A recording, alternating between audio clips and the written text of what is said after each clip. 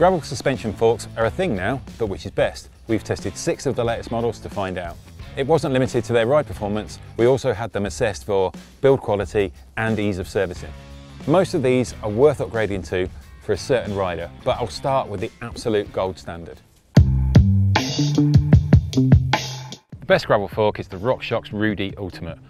When it comes to performance, the RockShox RUDY Explore Ultimate's sensitive initial stroke absorbs impacts from rough roads, dry trails, or even golf ball sized gravel, offering superior performance compared to relying on larger volume tyres. Not only does this fork enhance control with its supple and swift movement, ensuring optimal tyre contact with the ground, but it also allows for lower pressures if you're rocking a tubeless setup. If you're worried about bottoming out on big hits, then don't. The compression ramps up progressively, providing a smooth ride, even with its limited 40mm of travel.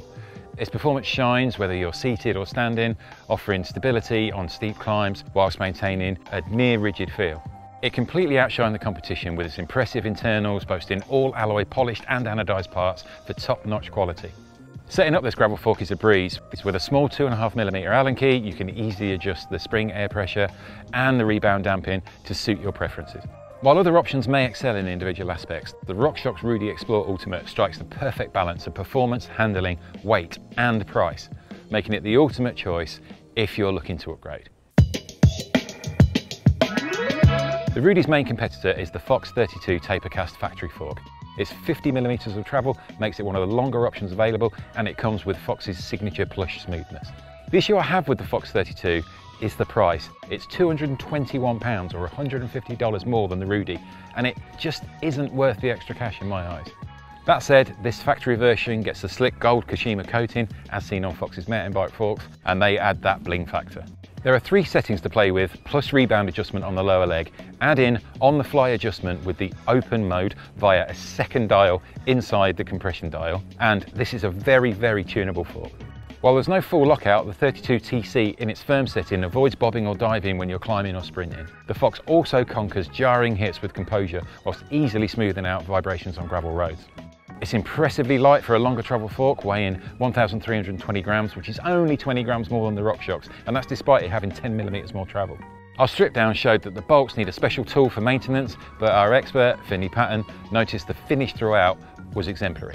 This is a brilliant option if you can swallow the expense and are looking for a fork to take on single track and more technical terrain. If you're looking for suspension on a budget, then the KS GTC with its 40mm of travel will be our pick. It's well put together and has great quality soft seals, which you don't normally find on lower price forks. At just under 600 quid, it undercuts the RockShox RUDY by a tasty £179, which you could then spend on the rest of your bike. Despite having the smallest diameter stanchions on test, it was one of the stiffest forks, thanks to the thickness of the material used. This also accounts for it being one of the heaviest at 1,470 grams, even though its lowers and brake arch are carbon. The rebound adjustment isn't as good as you'll find on the RockShox and the Fox. It doesn't have any clicks within the dial, and it takes a lot of turns to induce any real change when you want to increase rebound speed.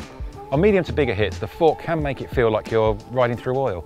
The fork didn't have any increase in stiction, but its action is relatively slow. Thankfully, the fork ramped up well through its progression, so it's never topped out or bottomed out. Overall, the KS is very well made, and it's a solid option for those of you looking for an upgrade on a budget.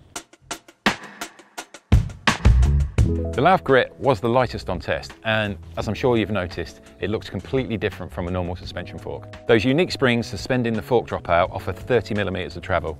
This design also has no internal moving parts, making it the easiest suspension fork to maintain. But the flip side is, you can't tune its performance.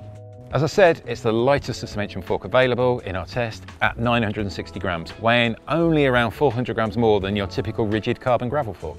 On gravel roads, the smooth nature of the leaf springs working in unison is a dream for upper body comfort and for endurance riding. The Grit works best when you're seated. It suffers when you get out the saddle. With the lack of rebound control and lockout, it just means the fork bobs.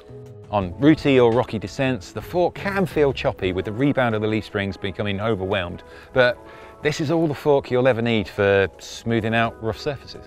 It's also great for a lightweight build, but look elsewhere for a fork to ride techie single track trails. If you want to know more about the Lauf fork, then check out the video in the link above. If you want to tackle tougher terrain, then the MRP Baxter fork is our pick. It's available with either 60mm or 40mm of travel, although the fork can be adjusted with the included volume spacers if you change your mind. Set up with 60mm of travel, the axle to crown length is increased to 456mm, providing clearance for 50mm gravel tyres.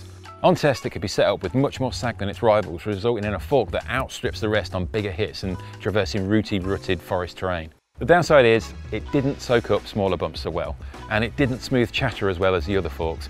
After adding a spacer to reduce the Baxter's travel to 40mm, its chatter response and its speed improved dramatically.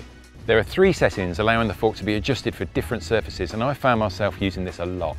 The Baxter is heavier than its rivals at 1,680 grams, but it handles its heft well. The fork has tons of stiffness to keep the handling tight, and its stroke is silky smooth. It's an excellent companion for twisty technical trails, with its big bump prowess coming to the fore. All in, this is the way to go for super rough terrain. While this single-sided inverted suspension fork is an impressive technical achievement, I don't think the Cannondale Oliver Lefty is worth upgrading to. Don't get me wrong, if you buy a Cannondale gravel bike with this fork included, it works really well. On light gravel roads, the Lefty feels super smooth, isolating, rebound damping and compression, making the fork resistant to bobbing when sprinting or climbing out of the saddle. If you want it super stiff for road riding, there's a lockout at the top of the fork leg, which is designed to blow off if you hit a big obstacle, protecting the fork. Chuck it onto technical terrain and the fork performs impressively. Even with its short 30mm of travel, the stroke ramps up progressively, never topping out or clunking at either end of its travel. But it's a rather complex fork, and while keeping it clean will help, the service schedule means extra expense. Add in the cost involved due to the fork requiring a new front wheel, and that just makes it too expensive for an aftermarket option. If you've never ridden a suspension fork before, you might be wondering how it will affect your geometry. Well, don't worry as I explain how it changes your bike. Most rigid gravel forks measure 395mm to 405mm from axle to crown. The average gravel suspension fork is around 435mm, so even accounting for 10 or 15mm of sag, the stack is going to be higher. Some modern gravel bike frames are suspension corrected, but on older frames, a suspension fork will add to handlebar height and slacken the head angle. This will mean your bike's a little calmer on steep descents, but you might find the steering is slower and it's harder to get aero. So if you're a racer or a fan of fast rides, a gravel suspension fork might be best avoided.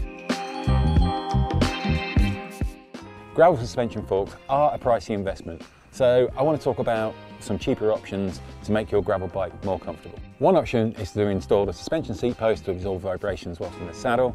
A less common option is a suspension stem.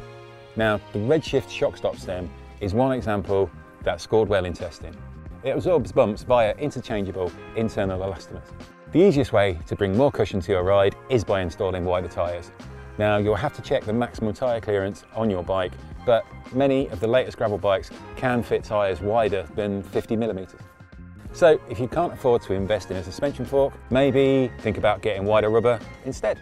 If you want to see which gravel tyre size is fastest, we've done a video which you'll find just there. If you want to read the full reviews of these forks, I'll link them in the description below.